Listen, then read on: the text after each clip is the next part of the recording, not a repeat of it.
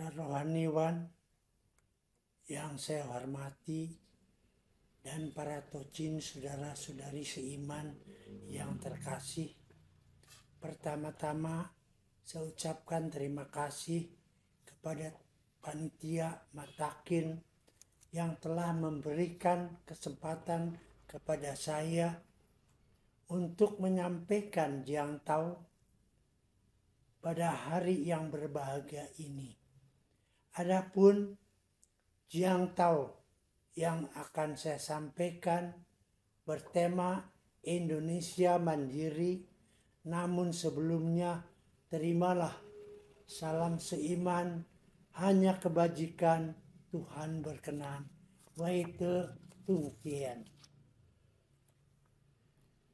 Para rohaniwan yang saya banggakan dan para tocin saudara-saudari seiman yang tercinta, Indonesia Mandiri artinya Indonesia adalah negara yang berdiri sendiri, independen, dan tidak tergantung pada negara lain.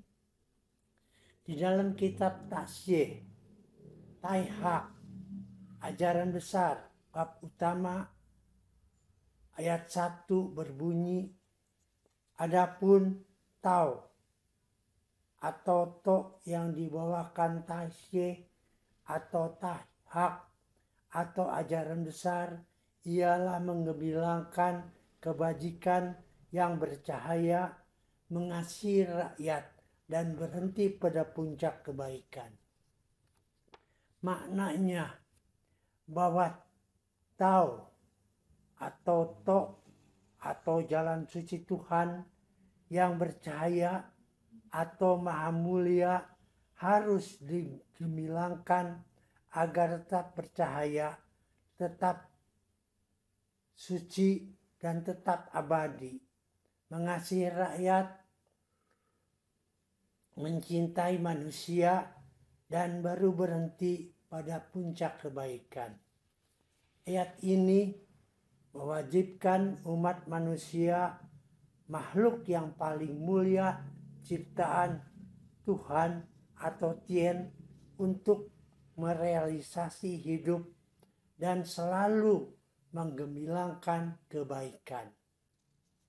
Bagi manusia yang berhasil mewujudkan Tao atau To atau jalan suci Tuhan dalam hidupnya, maka manusia itu disebut manusia Cunce, Kuncu, atau manusia berbudi luhur, insan kamil paripurna.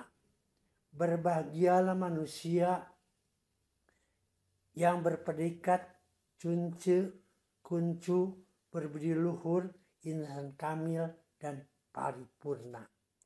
Para rohaniwan saya hormati dan para tocin saudara-saudari seiman yang berbahagia. Di dalam kitab Tasye, Taihak, ajaran besar, bab utama, ayat 4 tersirat.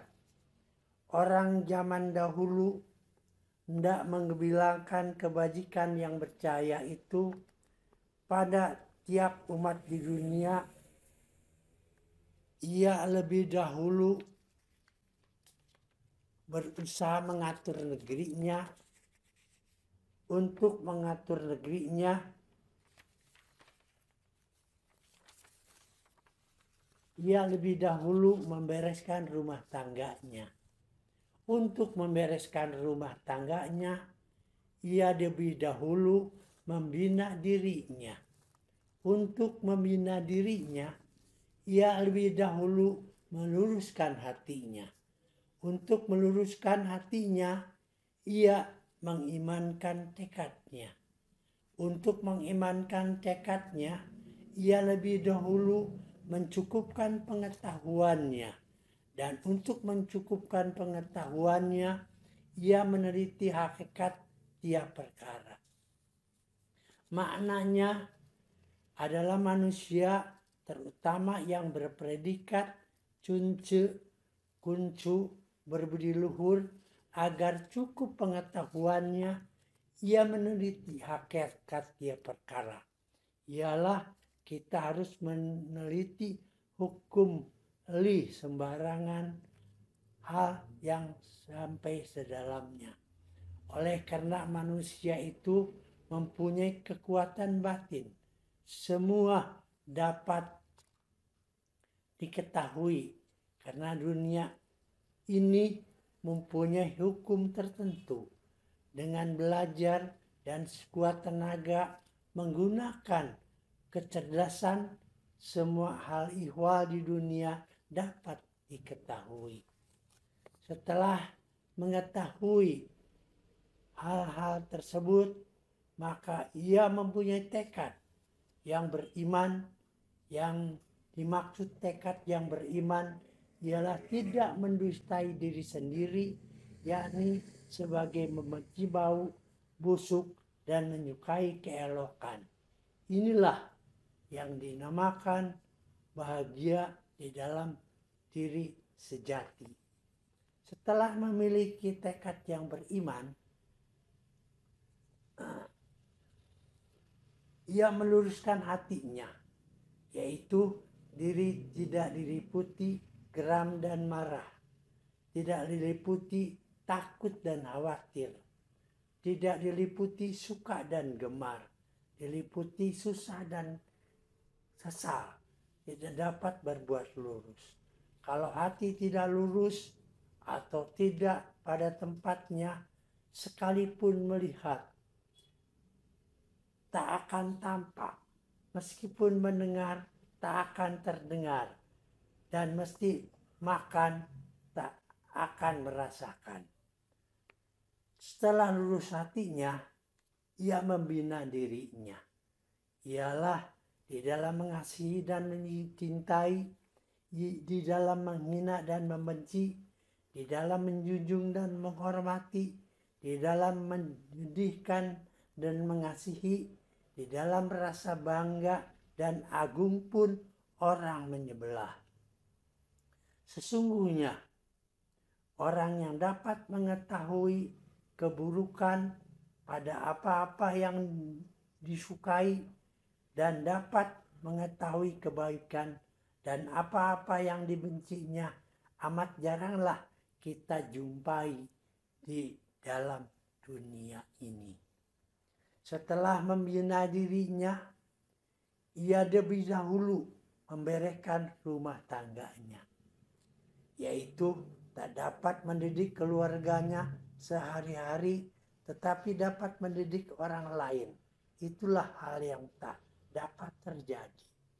Maka seorang cince, kuncu, biar tidak keluar rumah, dapat menyempurnakan pendidikan negerinya.